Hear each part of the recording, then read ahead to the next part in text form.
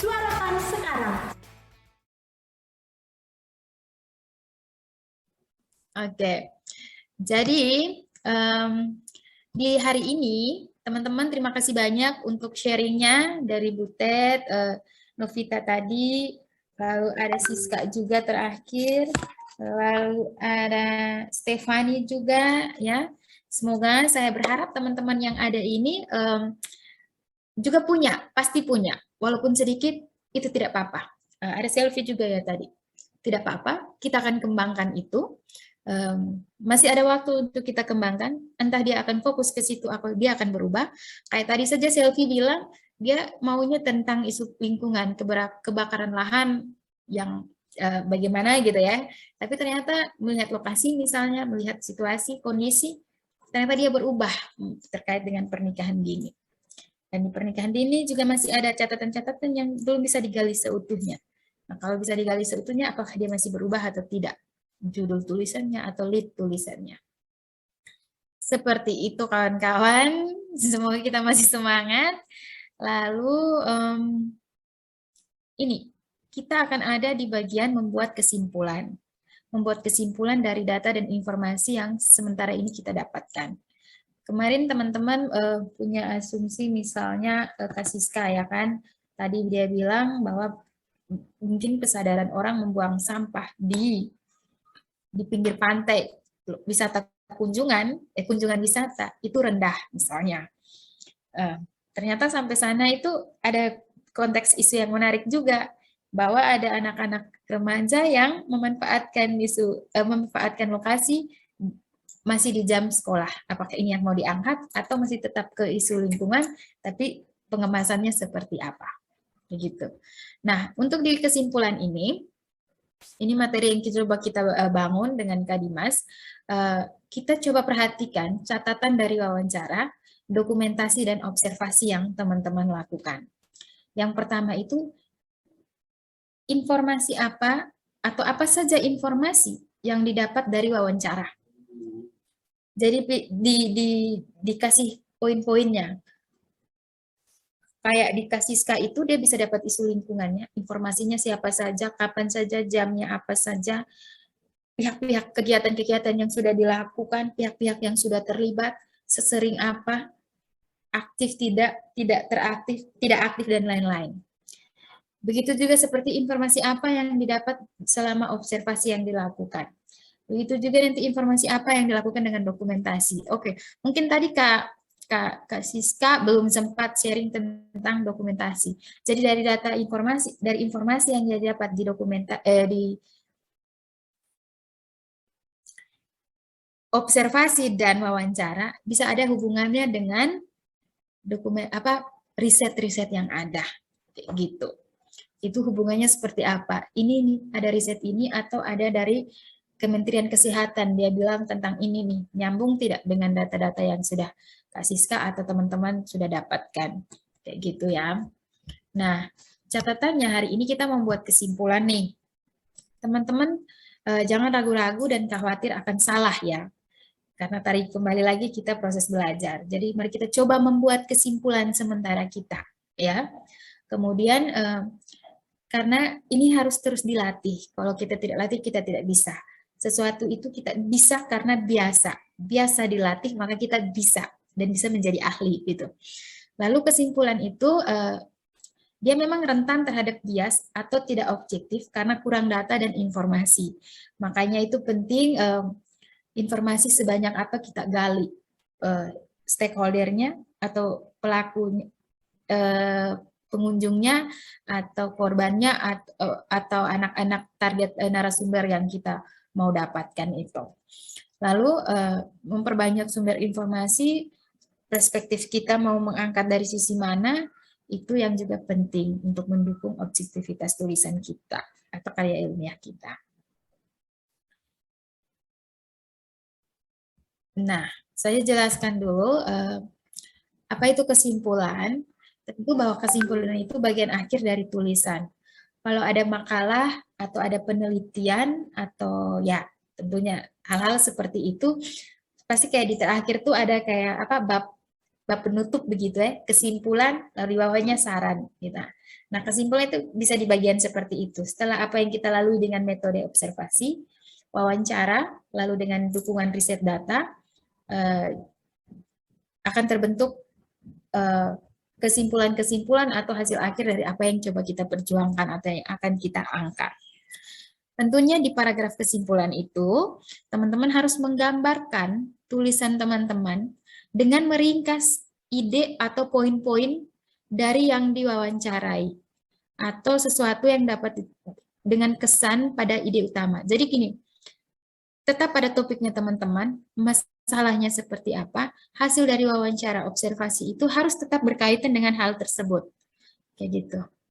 Kalaupun mau berubah, ubah arah kerangkanya itu harus dari topiknya itu sampai ke hal-hal yang diwawancarai itu. Dan tentunya, seperti yang misalnya tadi Kak Siska coba gambarkan tadi, kesimpulan itu harus mengangkat kebenaran yang lebih dalam. Dia mau melihat tentang sampah saja, tapi ternyata banyak sekali aktivitas di situ yang bisa berdampak terhadap kebersihan pantai itu, gitu. Nah, ini sisi lain yang perlu diangkat di dalam kesimpulan juga.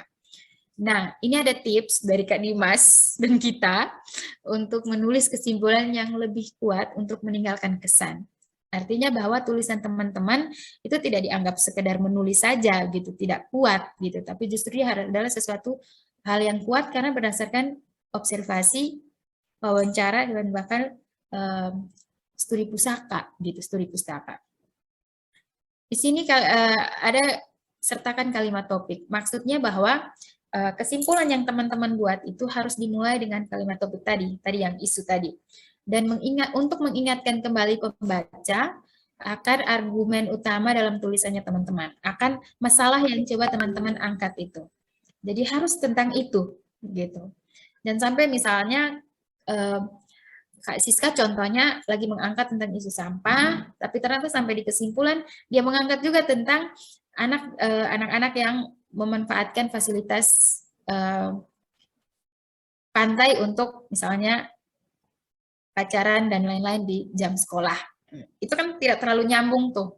Bahwa ia hadir di tengah-tengah ulasan iya, tetapi yang harus dipertegas itu di bagian isu sampahnya dan aktivitas-aktivitas yang mendukung itu untuk mengurangi sampahnya. Kayak gitu. Yang kedua, memperkuat dan membahas poin-poin yang didapatkan selama wawancara. Nah, tentu itu gunanya wawancara. Jadi topiknya apa, mau mengarah kemana, itu yang dikejar selama wawancara. Dan itulah yang didapat dan itu yang harus diangkat nanti menjadi poin-poin penting di dalam wawancara, observasi, dan dokumentasi di kesimpulannya teman-teman. Jadi jangan terlalu umum, kejar betul-betul sampai ke yang sekecilnya, sedasar yang menyentuh hari-hari gitu. Misalnya ya, mungkin tadi karena belum digali ya, apakah kekerasan atau dengan memukul anak itu baik? Nah, ini pertanyaan yang mungkin juga seperti pertanyaan tertutup ya, tidak terlalu banyak mengulas. Jadi ini juga mungkin harus dibantu untuk kita formulasi kalimat. Kenapa Bapak menerapkan pukul itu sebagai bagian dari mendidik kayak gitu? Atau dia bilang, oh itu baik karena itu bagian dari mendidik ya tadi ya. Kenapa itu dianggap mendidik gitu? Apa buktinya? Apa contohnya kayak gitu? Terus ketika Mama bilang, tapi kan mendidik tidak harus dengan begitu. Nah, menurut Mama mendidik yang baik itu seperti apa? Poin-poin kayak gitu-gitu. Dikejar lebih dalam lagi kayak gitu. Supaya dapat banyak poin-poinnya. Nah, itu bisa bagian dari kesimpulan untuk dituliskan. Berikut yang ketiga, meringkas ide-ide utama dari semua argumen pendukung agar pembaca mengetahui dengan cepat. Ya, jadi dari jawaban yang bertahap tadi itu teman-teman harus punya pointer. Oh, ini menuju ini tentang ini. Nah, itu untuk meringkas pembaca itu menjadi lebih mengerti di kesimpulan. Jadi kesimpulan itu dia bisa 1 atau 2 paragraf saja. Jangan seperti 1 atau 2 halaman lagi begitu ya, teman-teman bisa lihat itu. Oh ya, di sini dia menekankan bahwa hindari menggunakan kesimpulan untuk memperkenalkan informasi baru atau penelitian di masa mendatang atau ide baru. Takutnya membingungkan. Nah, ini mungkin dia akan ada di dalam tulisannya teman-teman atau di dalam karya ilmiahnya teman-teman, tapi dia di bagian yang tadi disebutkan. Kalau pengalamannya kita itu ada di bagian saran misalnya. Tapi dia tidak di kesimpulan ya, ada kesimpulan, ada saran. Makanya selalu ada kesimpulan, ada saran. Itu ada hal-hal baru yang ditemukan yang bisa seharusnya mendukung terhadap topik atau masalah tersebut. Misalnya kalau dikasih SK tadi itu kan dibilang ada gerakan apa tapi tidak aktif. Nah, mungkin itu bagian dari saran dan lain-lain. Kayak gitu. Yang keempat, menarik emosi pembaca. Tentunya di kesimpulan itu adalah sesuatu yang menggugah terhadap topik masalah kita, gitu ya. Gunakan bahasa yang emosional, menggugah, yang menarik gitu. Tapi bukan berarti yang dihiperbola ya teman-teman ya. Hanya untuk memilih kata-kata yang bisa menggugah orang begitu, bisa menyadarkan orang. Nah, untuk menciptakan citra yang kuat dan bertahan lama di pembaca. Jadi, dia lagi bilang begitu nih. Nah, jadi di poin keempat itu menarik emosi pembaca. Mungkin sampai di sini dulu. Kak Dimas mau bantu untuk menambahkan, jangan sampai ada yang miss dari penjelasan saya. Atau teman-teman juga ada yang mau bertanya, langsung saja biar bisa dibantu Kak Dimas juga untuk direspon. Atau kita mau satu slide lagi, contohnya langsung nih. Ada contohnya membuat kesimpulan. Jadi Iya. bagaimana? Kita langsung dulu. Aku tambahin sedikit deh. Oke, siap. Cukup jelas ya suaranya, Kak Ningsi? Halo? Silakan Cukup Kak. Ya, ya? jelas-jelas. Jelas ya? Oh, oke. Iya, teman-teman, ini sebetulnya pengumpulan data ini skill utamanya adalah skill kepo, skill penasaran dan skill apa ya, kepekaan ya, soft skill masuk ya, ke soft skill. Nah, mungkin rasa penasaran itu ada di setiap diri masing-masing, dan kalau misalkan kita memang punya perasaan penasaran atau punya keinginan untuk melakukan sesuatu atau merubah sesuatu, biasanya kekepoan ini tuh jadi hal yang positif, sehingga bisa kita menggali lebih dalam, lebih dalam, lebih dalam gitu ya. Dan kalau misalkan memang isunya menarik untuk teman-teman bahas, itu rasa penasaran itu pasti tidak akan ada habisnya. Sama kayak kalau misalkan kita lagi ngegosipin selebgram atau artis gitu ya.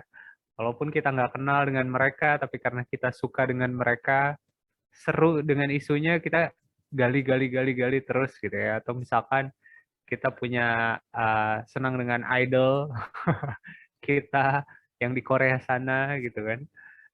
Biasanya kita penasaran gitu dengan isu-isu yang terjadi dengan mereka. Sebaliknya juga ini, kalau misalkan teman-teman punya keinginan untuk melakukan sesuatu, merubah sesuatu, tidak hanya wacana, biasanya rasa penasaran ini dibantu dengan metode-metode yang sudah dijelaskan oleh Kaningsi tadi.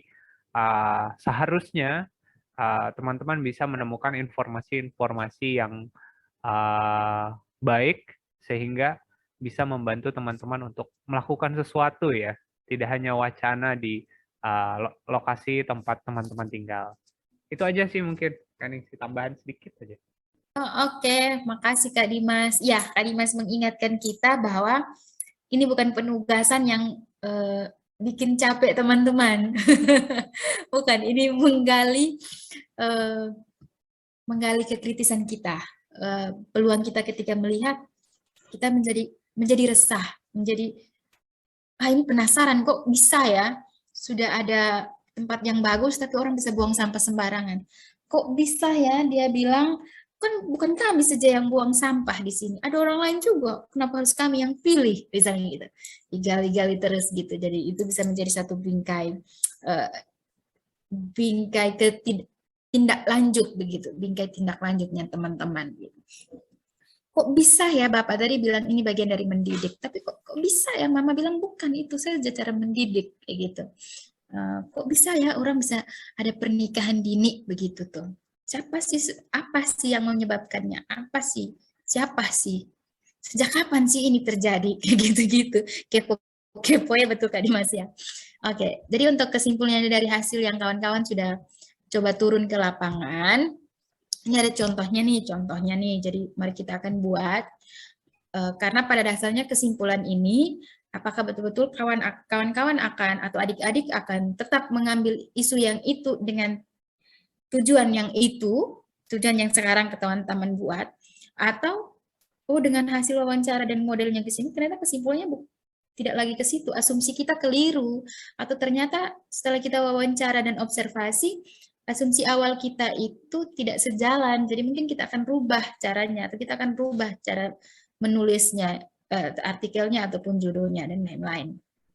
Nah, ini contohnya, teman-teman itu punya asumsi awal di sini bahwa kesadaran masyarakat tentang pengelolaan sampah itu kurang, sehingga wilayah menjadi kotor atau sampah menumpuk, begitu istilahnya. Itu asumsi itu, sampah menumpuk. Nah, setelah turun ke lapangan, teman-teman itu berwawancara dengan salah satu warga, si X misalnya. Dia bilang masyarakat sudah mengumpulkan sampah rumah tangga setiap hari, tapi sampah tidak selalu diambil oleh petugas, sehingga kemudian dia berserakan. Ditambah lagi misalnya ada binatang-binatang yang ngerecokinnya gitu, berserakan oleh anjing. Terus orang kedua yang diwawancara ini aparatur desa, gitu. Saat hujan atau sedang air pasang, sampah bertumpuk di pantai, sehingga pantai jadi kotor. Gelombang itu yang membawa sampah. Petugas pengambil sampah kami tidak ada jadwal rutin untuk mengambil sampah. Ada, kalau di lapangan tidak bilang, ada sebenarnya petugas pengambil sampah, tapi jadwalnya tidak rutin begitu. Kayak kadang ada, kadang ini tidak gitu. Terus selama teman-teman setelah wawancara atau selama waktu yang dibutuhkan itu ada observasi di desa X tersebut, ternyata teman-teman melihat sampah itu bertumpuk di beberapa titik dan beberapa tersebar di pantai, di laut gitu. Masyarakat tidak terlihat terganggu dan seperti biasa saja dengan kondisi tersebut. Jadi ada yang lewat, ada yang melaut, ada yang kayak gitu-gitu, cuman tidak ada yang kayak pungut taruh di tempat sampah. Atau ketika kawan-kawan lihat di pinggir pantai situ, oh observasinya ternyata tidak ada tempat sampah juga di situ. Oh tidak ada tanda informasi jangan buang sampah di sini misalnya. Itu kan observasi ya yang kita lihat gitu, yang kita tergugah gitu. Lalu dengan dukungan data-data itu, kemudian yang terakhir ada cara lagi metode yang terakhir itu dengan riset data atau dokumentasi riset data jurnal studi pustaka. Ini nih contohnya. Ada informasi dari web Kementerian Kesehatan. Penumpukan sampah dapat menjadi sarang penyakit, kuman, dan nyamuk. Sampah tidak boleh dibiarkan menumpuk di daerah pemukiman warga. Nah, ini sudah jelas disampaikan. Ada fotonya langsung begitu bahwa dia akan menyebabkan penyakit dan lain-lain. Nah, oleh karena itu, apakah asumsi ke awal kita, kesimpulannya seperti apa? Apakah masih sejalan dengan asumsi awal kita, kayak gitu, dengan topik kita? Mana nih? Seperti ini teman-teman, coba kita lihat, kita belajar sama-sama. Masalah penumpukan sampah tidak hanya dipengaruhi oleh tingkat kesadaran masyarakat dalam mengelola sampah yang dihasilkan dari masing-masing rumah tangga. Masalah penumpukan sampah juga menjadi kompleks karena banyak faktor selain rumah tangga penghasil sampah, seperti Masalah penumpukan sampah juga menjadi kompleks karena banyak faktor. Selain rumah tangga penghasil sampah, seperti faktor pengumpulan sampah yang dikelola pemerintah juga yang belum teratur, dan juga faktor gelombang laut yang membawa sampah terkumpul dalam satu titik. Permasalahan penumpukan sampah juga tidak bisa dibiarkan begitu saja, karena akan mempengaruhi kesehatan keluarga, terutama anak-anak yang masih rentan terhadap penyakit yang berasal dari tumpukan sampah. Gitu. Sampai di sini teman-teman ada yang masih kurang paham? atau cukup terarah. Jadi dia masih dia lagi bicara tentang sampah karena topik yang kita angkat itu isu kita isu lingkungan, topik yang masalah yang kita angkat adalah masalah sampah yang berserakan. Nah, ternyata dengan wawancara bahwa masyarakat sudah bagi kok pilah dalam rumah tangga kok, tapi tempat sampahnya saja yang tidak ada, petugasnya saja yang tidak rutin ambil. Maka kita sampai di kesimpulan kesadaran masalah penumpukan sampah itu tidak hanya dipengaruhi karena ternyata ada kesadaran masyarakat itu ya. Jadi tidak hanya dipengaruhi oleh tingkat kesadaran masyarakat karena ada yang sadar, ada yang tidak. Nah, tapi juga dalam penumpukan sampah ini faktornya menjadi banyak karena selain penghasil sampah dalam rumah tangga, juga ada pengumpulan sampah yang dikelola oleh pemerintah itu belum teratur. Nah, belum ada upaya oleh pemerintah. Juga disebabkan oleh faktor gelombang laut yang membawa sampah itu dalam satu titik. Nah, dan ternyata dari sampah yang dibiarkan itu atau tingkat kesadarannya yang tidak sepenuhnya itu, nah bisa menyebabkan berdampak pada masalah kesehatan bagi anak-anak. Kenapa? Mungkin ini juga didukung nanti di observasi ya, contohnya tadi. Tadi kan di observasi ini hanya satu ya disebutkan, tapi dia bisa banyak. Misalnya masyarakat tidak ada yang peduli untuk angkat sampah. Yang kedua, tidak ada tempat sampah di pinggiran pantai. Yang ketiga, tidak ada plang yang menunjukkan untuk sadar sampah, buang sampah pada tempatnya. Yang keempat, terlihat di situ tuh anak-anak bermain saja tuh dengan sampah-sampah yang berserakan di situ. Itu berdasarkan hasil pengamatan teman-teman. Tidak harus dengan wawancara, tapi teman-teman lihat waktu pergi itu ternyata anak-anak kecil kita ini, adik-adik kita ini, yang ini, dia bermain saja di situ dan dia punya orang tua, dia punya masyarakat orang dewasa tuh biar saja, biarkan dia bermain saja di situ. Padahal itu bisa menyebabkan anak-anak mengalami gangguan kesehatan, itu bagian dari kekerasan secara tidak langsungnya, dan itu rentan terhadap penyakit. Kayak gitu teman-teman. Gimana nih? Terlalu kecepatan kah? Bisa? Bisa dipahami kah? Bisa, Kak.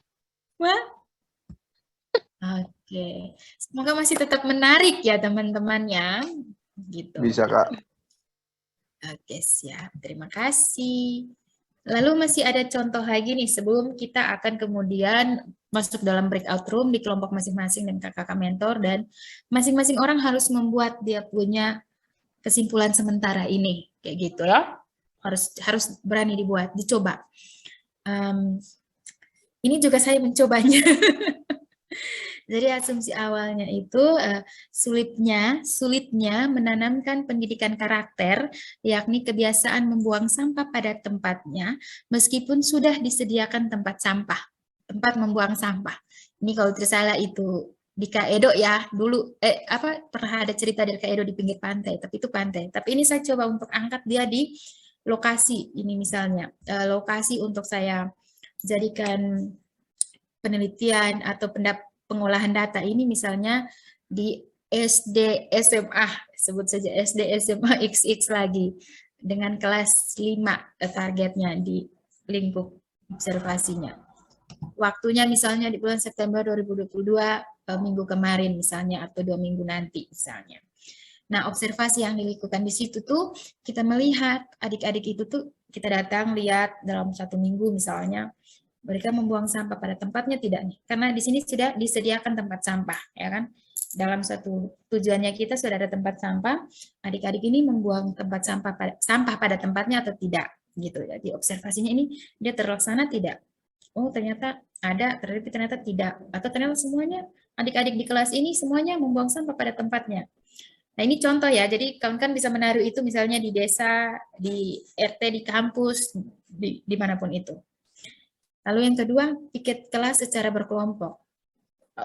Atau selama kawan-kawan mengobservasi melihat itu, oh ternyata mereka ada bagi piket, oh dan ini dibuat, ternyata ada jadwal ini, oh ternyata sudah ada poster buanglah sampah pada tempatnya, anak bagian dari jaga lingkungan, misalnya itu observasi ya, namanya kita melihat, kita ini segala macam.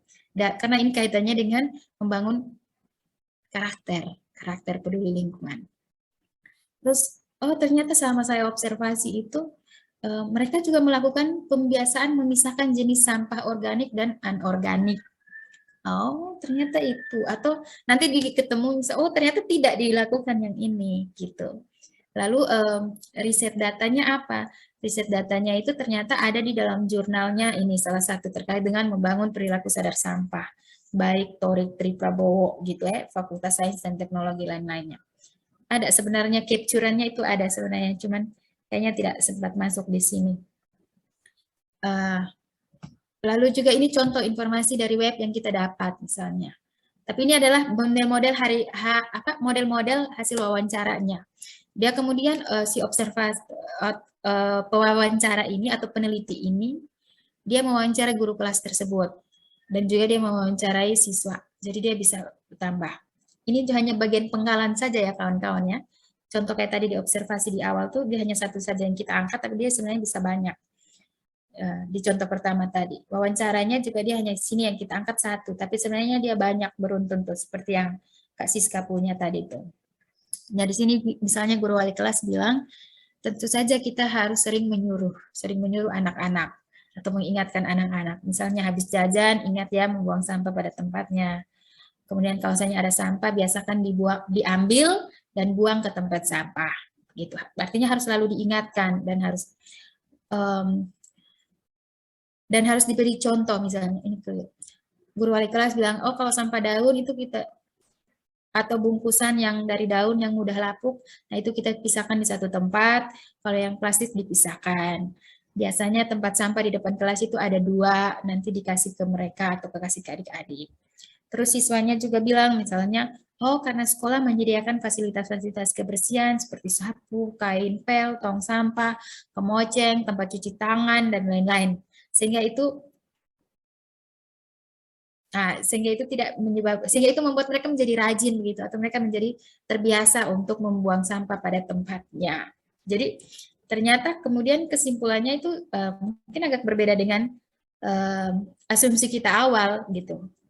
Tapi isunya tetap sama, topiknya masih tetap sama, yakni penerapan pendidikan karakter terkait peduli terhadap lingkungan kelas siswa dapat dilaksanakan dengan cara guru membuat jadwal pikir kelas, guru mengajak siswa untuk melakukan gotong royong sedikitnya 2 minggu sekali, guru memberikan arahan kepada siswa agar menjaga fasilitas-fasilitas sekolah yang disediakan.